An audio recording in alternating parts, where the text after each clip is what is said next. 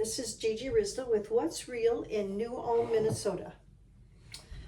And I don't talk about New Ulm, I just talk about what's real. Well, tonight what's real is my husband asked me to make tea rings for the clinic. He works at the clinic. And so this is what I'm doing. This is the dough. Makes 6 big tea rings. Well, pretty big. They used to be bigger. I don't know why they're not bigger or as big as they were. But I want to tell you the story about how I learned to make, or how I got this recipe. I always knew how to make bread because my mom made bread when I was little. We'd come in on Saturday from the barn. I was raised in a dairy farm. We'd come in from milking the cows, and the smell of fresh bread on Saturday evening would meet us. She always made these buns, and then my dad would butter them when they got out of the oven.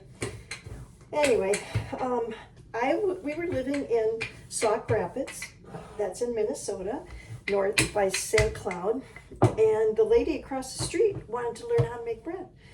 Well, so I taught her how to make bread, and then she told me about this, or she gave me the recipe that her family had for years and years to make Swedish tea rings, I think she called them. I just call them tea rings. But these tea rings have made me pretty well known in New Ulm because it's such a great recipe. It has potato flakes in it, which makes it it's so easy to work with the dough. You can probably tell as I'm doing this. I try and do 2 at a time because it makes it go faster. Because I want to give the bread a little time to kind of stretch and then relax. Okay, so Scott asked me, and I keep forgetting about him. I stirred him up at about 6 o'clock. And he says, what about the tea rings? And it's like, oh, I could have rolled them out an hour ago. But here I am. It's after 9 o'clock.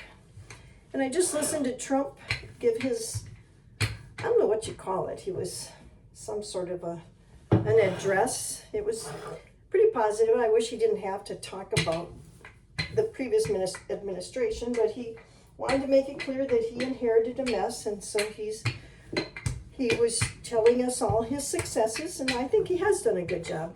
But the one thing that really bothers me is when he talks about people. Because like I said the other day, every time we throw a little dirt, we lose a little ground. But anyway, I think it's so cool how God has blessed me with this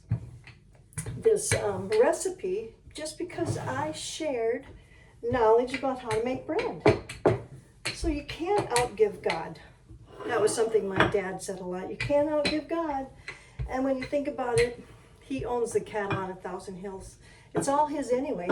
So if I'm going to open my hand and give, he's going to give back to me. It happens all the time. In fact, today, for this Christmas program, I'm working on the shepherd's outfit today, and I realized I need a shepherd staff. Now our church was sold a couple years ago, maybe 3, and we had authentic shepherd staffs. And I texted a friend today to see if they still had them. She says, I'm pretty sure we gave them to another church. So I went to the wood pile from the tree that we just took down the other day, a big 77-year-old elm. I was sure it was 100 years old, but anyway, I went out to the pile of wood that I had saved that I want to keep for firewood, and here I found a stick. So I took it to my friend, and he's going to fashion it into a homemade shepherd's crook. I think that's what you call it. Anyway, that's what's real today in New Ulm, Minnesota. Have a great evening.